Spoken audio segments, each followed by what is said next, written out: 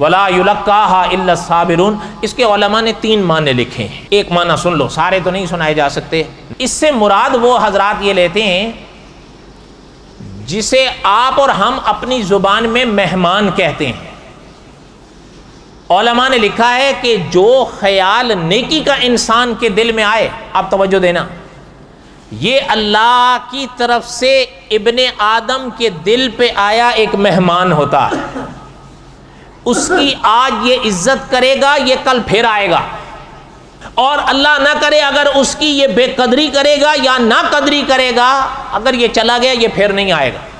اس کا کیا معنی ہے؟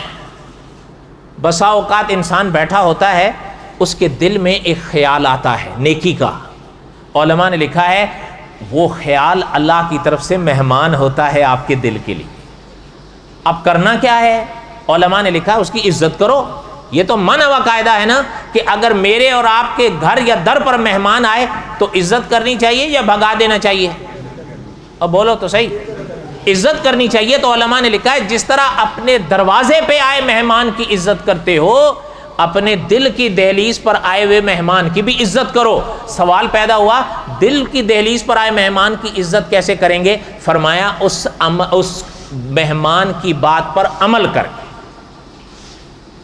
اچھائی کا حکم دل پر آیا ہے نا، عمل کر لو، یہ اس کی عزت ہے۔ مثلا صدقے کا خیال آیا، صدقہ کر دو۔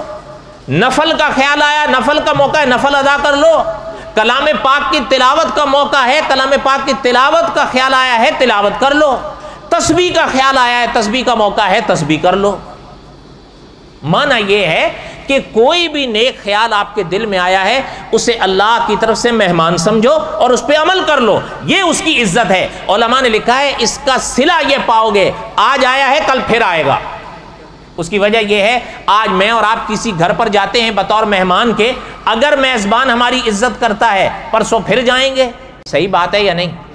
اور بولو تو صحیح، پھر کبھی موقع ہوگا خوشی سے جائیں گے۔